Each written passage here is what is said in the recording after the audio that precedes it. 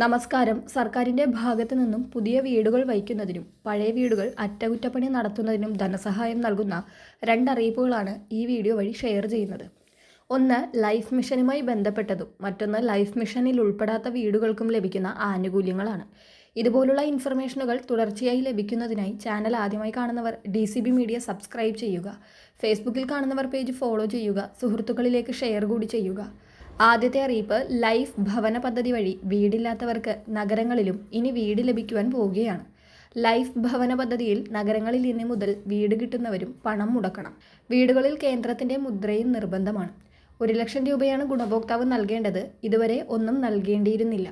കേന്ദ്ര സർക്കാരിന്റെ പ്രധാനമന്ത്രി ആവാസ് യോജന നഗര പദ്ധതിയുടെ 2ാം ഘട്ടത്തിൽ ഒപ്പുവയ്ക്കാൻ കേരള സർക്കാർ തീരുമാനിച്ചതോടെയാണിത്. ഗ്രാമീണ മേഖലയിൽ ഇത് ബാധകമല്ല. വീടുകളിൽ കേന്ദ്രമുദ്ര പതിപ്പിക്കാനും പ്രധാനമന്ത്രിയുടെ ഫോട്ടോ വയ്ക്കാനും സമ്മതമല്ലെന്നും പറഞ്ഞ് മുൻ LDF സർക്കാർ പദ്ധതിയിൽ ചേർന്നിരുന്നില്ല. പദ്ധതിയിൽ ചേരാൻ തീരുമാനിച്ചെന്ന് മന്ത്രിസഭാ യോഗത്തിന് ശേഷം മുഖ്യമന്ത്രി VD സതീശൻ പറഞ്ഞു. വ്യവസ്ഥകളിൽ കേന്ദ്ര പദ്ധതി പ്രകാരമുള്ള വീടെന്നറിയിക്കാൻ മുദ്ര നിർബന്ധമാണ്. കരാറിൽ ഒപ്പിടുമ്പോൾ അത് പാലിക്കേണ്ടി വരും. എന്നാൽ മാനദണ്ഡങ്ങളുടെ ഭാഗമായി പ്രധാനമന്ത്രിയുടെ പടം വെക്കേണ്ടതില്ല. കേരളത്തിൽ പ്രധാനമന്ത്രിയുടെ പദ്ധതിയുമായി സംയോജിപ്പിച്ചാണ് ലൈഫ് പദ്ധതി നടപ്പാക്കുന്നതെന്നും മുഖ്യമന്ത്രി പറഞ്ഞു.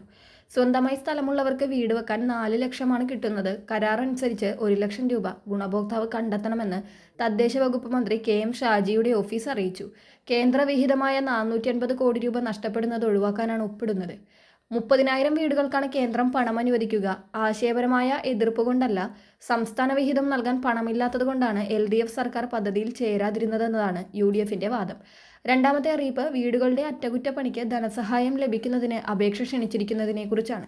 മുസ്ലിം, ക്രിസ്ത്യൻ, ബുദ്ധ, സിഖ്, പാഴ്സി, ജൈൻ എന്നീ ന്യൂനപക്ഷ മതവിഭാഗങ്ങളിൽപ്പെടുന്ന വിധവകൾ, വിവാഹബന്ധം വേർപെടുത്തിയ അല്ലെങ്കിൽ ഉപേക്ഷിക്കപ്പെട്ട സ്ത്രീകൾക്കുള്ള ഇമ്പിച്ചി ഭവന പുനരുദ്ധാരണ പദ്ധതിയിലേക്ക് ഇപ്പോൾ അപേക്ഷിക്കാം.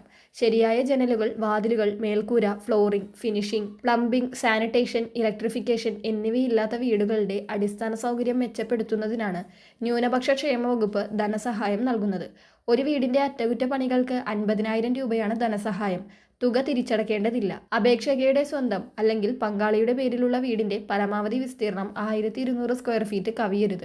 അപേക്ഷക കുടുംബത്തിലെ ഏക വരുമാനദായകയായിരിക്കണം. BPL കുടുംബത്തിന് മുൻഗണനയുണ്ട്.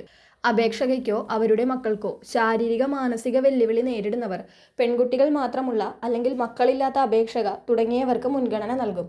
സർക്കാർ, അർദ്ധ സർക്കാർ സ്ഥാപനങ്ങളിൽ സ്ഥിരവരുമാനം ലഭിക്കുന്ന മക്കളുള്ള വിധവകൾ, സർക്കാരിൽ നിന്നോ സമാന ഏജൻസികളിൽ നിന്നോ ഇതിനു മുൻപ് 10 വർഷത്തിനുള്ളിൽ ഭവന നിർമ്മാണത്തിന് സഹായം ലഭിച്ചവർ എന്നിവർ വീണ്ടും അപേക്ഷിക്കേണ്ടതില്ല.